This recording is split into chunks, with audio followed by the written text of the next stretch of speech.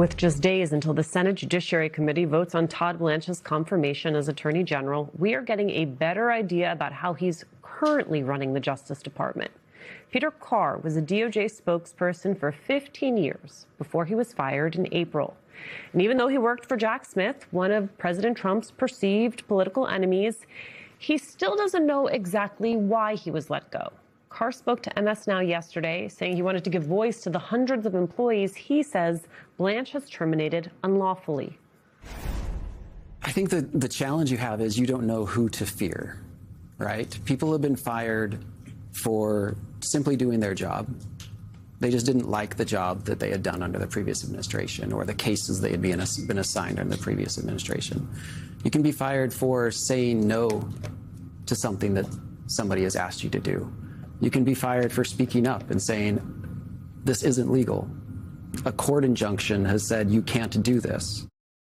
I want to bring in Michael Feinberg, MS Now national security and intelligence analyst and a former assistant special agent in charge with the FBI, along with MS Now Justice and Intel reporter Ken Delaney. And Michael, as I watch that clip, I have to wonder, how many more Peter Carrs are there?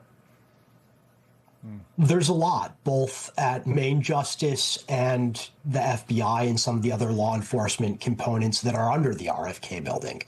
I should note, just for the sake of disclosure, that Peter and I are friends. We got to know each other after both going through this process, and we both work for the same nonprofit that attempts to assist other individuals in similar circumstances.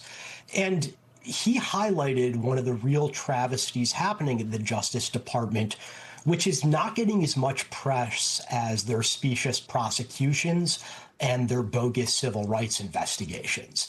And that's just the hollowing out of the workforce.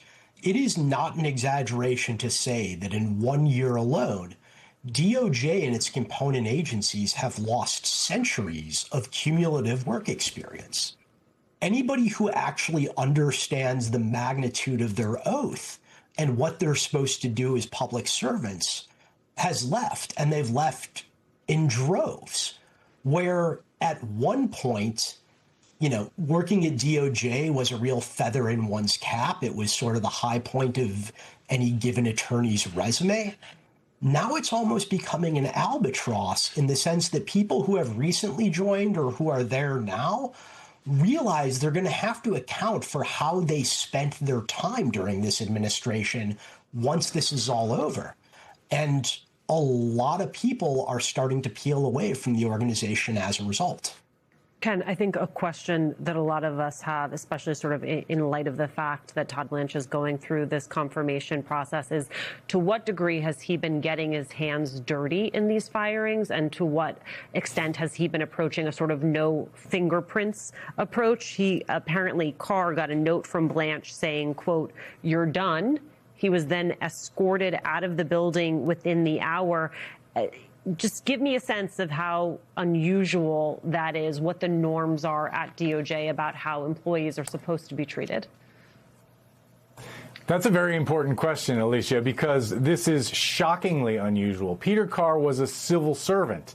That means he was supposed to have legal protections. He's not supposed to be able to be fired without cause, and he was fired. He was summarily escorted out, and he is now challenging that firing before the Merit Systems Protection Board, which is the way you're supposed to do it, but that board is not working, and it's inundated with challenges. Many of these people, if not all of them, are going to get their jobs back eventually by the courts. The Trump administration will be long gone. These firings arguably are not legal, and not only are they not legal, it's just not the way government has been run. The thinking since the 19th century, since civil service reforms, has been there are a group of people inside the government that are the career civil service, and they can't be fired unless for good reason, because we don't want just a bunch of political hacks running around doing the bidding of whatever the politicians were elected. And to put some numbers behind what Michael told you about the brain drain, there have been at least 3,500 lawyers who have departed the Justice Department since the beginning of the Trump administration, and as many as 5,500 employees in total. And these are some of the most experienced people in in things like the National Security Division, where a man named George Toscas,